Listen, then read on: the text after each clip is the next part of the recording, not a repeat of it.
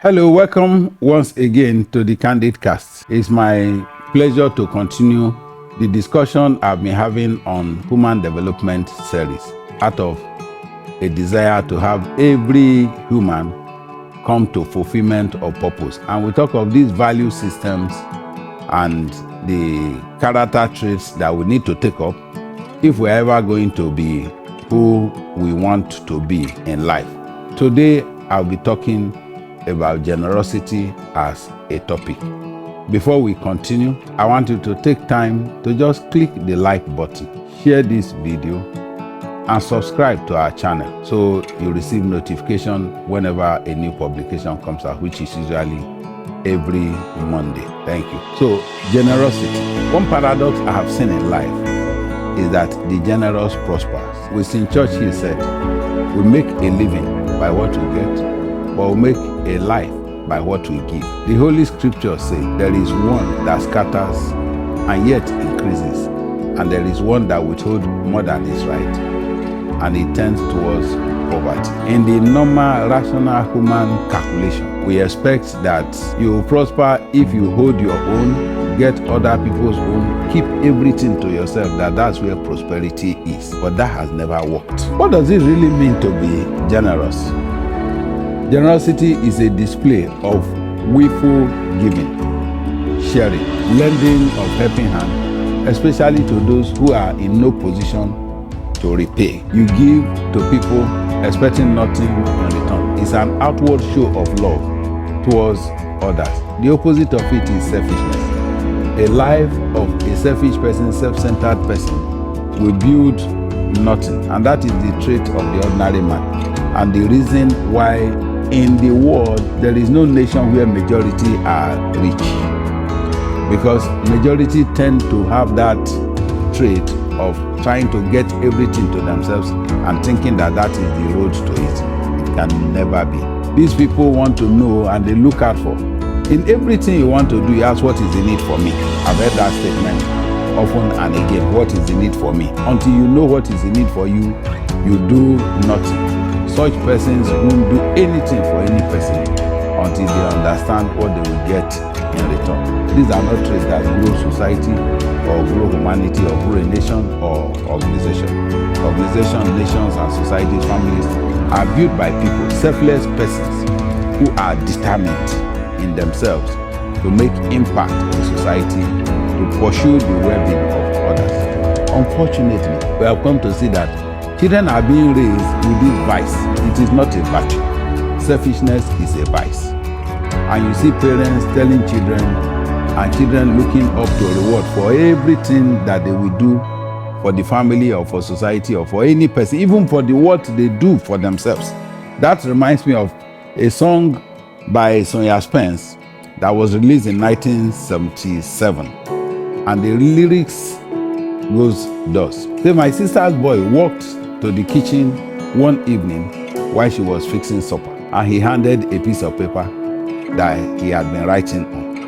After wiping her hands on her apron, she took it in her hands and read it, and this was what the content had. Say, for mowing the yard, $5. For making my own bed this week, $1. For going to the store, 50 cents. And for playing with my little brother while you went shopping, 25 cents. For picking up the trash, $1. For getting a good report card, $5. And for raking the yard, $2. Total of $14.75. While she looked at him, standing there, unexpectedly, 1,000 memories flashed through her mind. So she picked up the pen, turned the paper over, and this was what she wrote. For the 9 months I carried you, growing inside of me, no charge. For the nights I sat up, doctored you, prayed for me, no charge. For the time and the tears and the thoughts through the years, there is no charge. When you add all, the full cost of my love is no charge. For the night filled with grey and worries I had, no charge. For advice and the knowledge and the cost of your college, no charge. For the first school and class and wiping your nose, there is no charge. When you add it up, the full cost of real love is no charge. Society should be built on love, and the real cost of true love is no charge. Until we learn to love, be generous, to give, to serve, to look at what we can do and give rather than what we can receive, we will not build a society that is desirable. The value of generosity is to be embraced in homes. As we raise kids that will run the world, it is important that these values are taught and embraced at homes.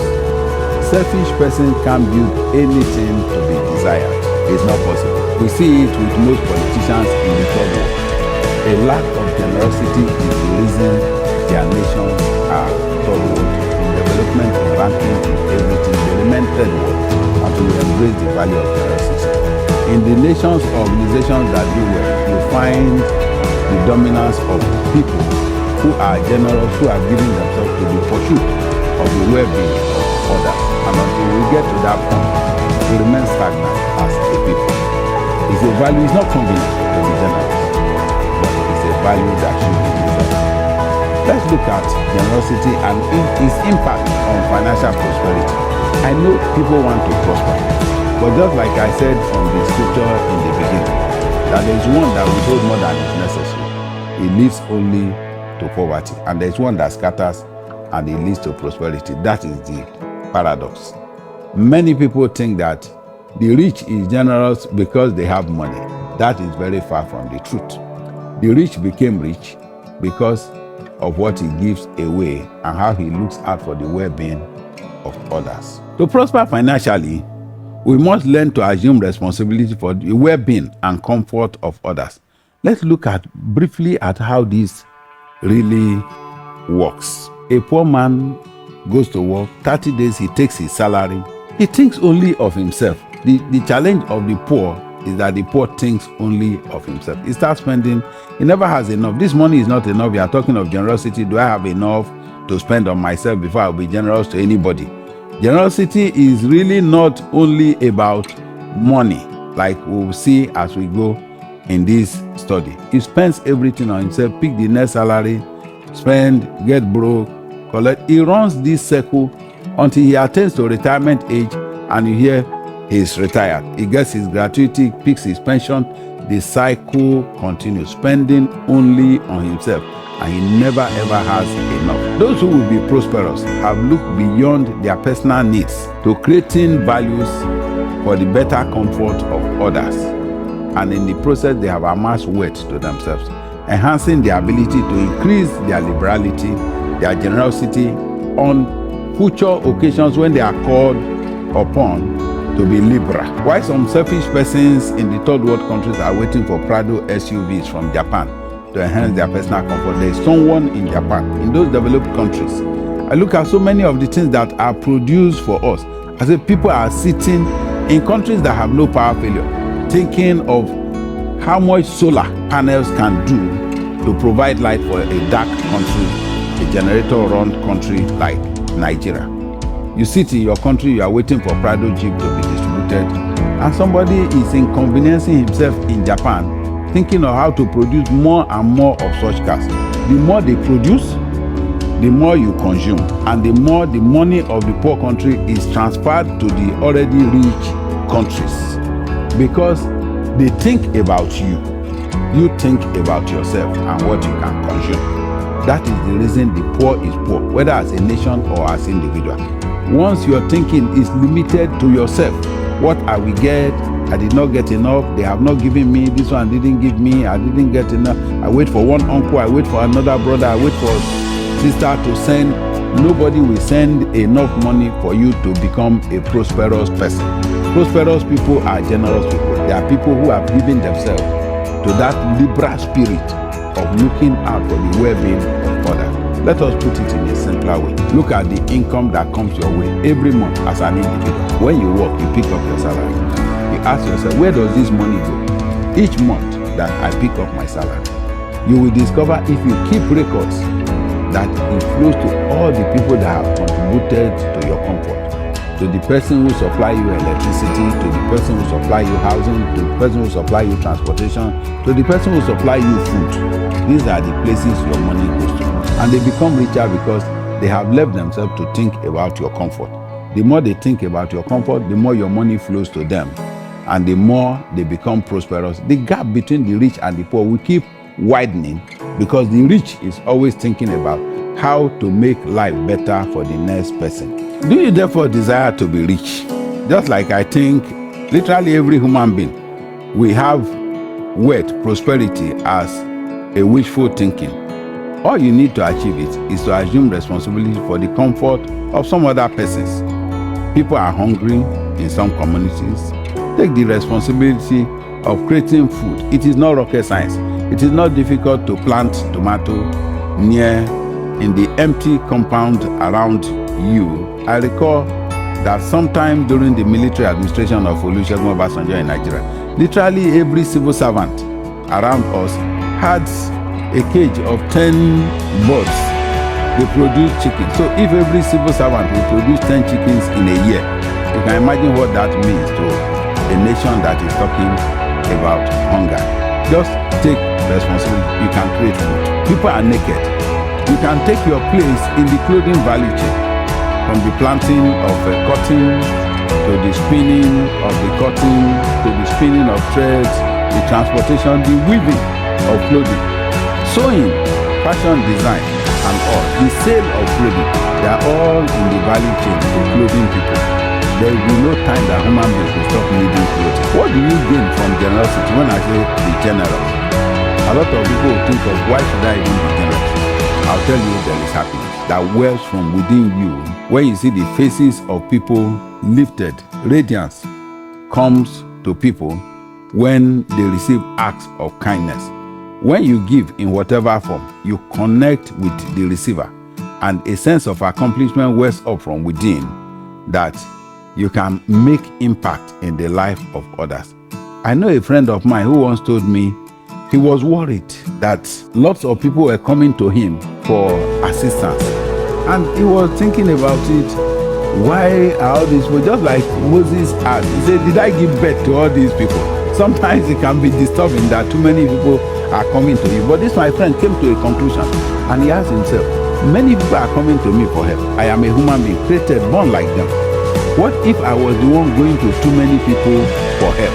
What would life have been for me? That created a desire in him to continue to be generous.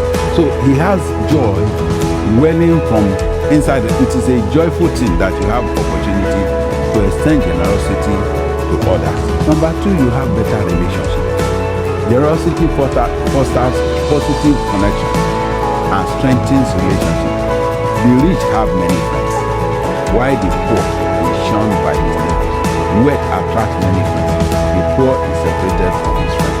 Generosity connects you to more people, and your network will eventually grow your networks. A man left to himself will remain poor. There is nothing a man can accomplish while staying all by himself. It is within the network of friends, of family, of relations, of people that you build up that your prosperity comes. Are you a producer? You need buyers. Are you a seller? You need people. So whatever you are doing, even if you want to do transportation, you need passengers.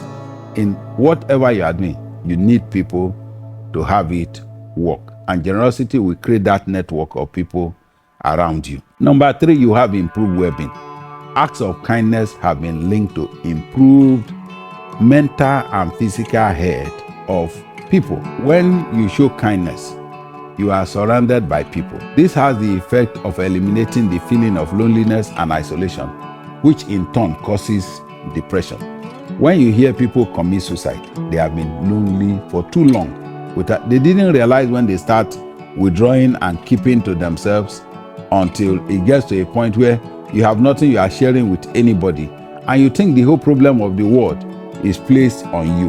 No, you are not worse off than other people. The act of helping others has the immediate effect of enhancing your self-image, creating a sense of satisfaction that comes from a fulfilled life.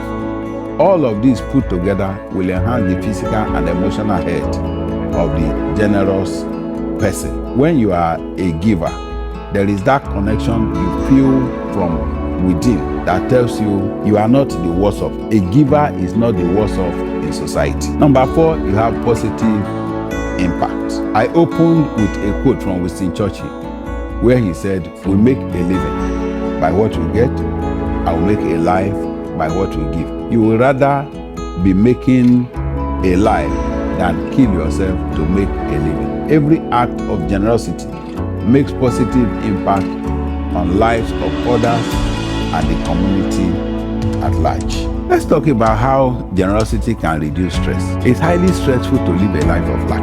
Anybody who has passed through poverty will understand what I'm talking about. Giving can lower stress levels and promote relaxation and give a sense of accomplishment that comes from shifting focus from personal need. You know, when I was trying to explain the part of the poor is focused on self, and that is why he remains small. When you focus on the needs of others and what you can do for other people, you have an enhanced self-image which lowers your stress level. When you intervene in the life of others, there is a feeling that you are not the worst off in society. A sense of gratitude comes up from within that has the effect of lowering your stress level. Don't kill yourself with stress. Don't feel you are the worst place in society. You are not. There is no trial, no temptation, no challenge that has come to you that is more than what is common to men. It is because you have kept too much to yourself and you have not really looked at what others are passing through. When you share, you interact, you are generous, you begin to see the life of other people, and you have so much to be grateful for that you are really not badly placed in society. You are well off than most people. In conclusion, the individual, organization, and nations are built by generous persons, and they live secured in it. Selfish people are destructive and never get to be fulfilled. A man set up a piggery farm. Another person who thinks that is worse off goes there to steal pigs and shuts down the farm. The stealing of pigs will not remove you from poverty. That's an evil person that should not be associated with in society. We need to be selfless. We need to be generous. Build on this, and you'll be glad you did. Thank you for listening. God bless you.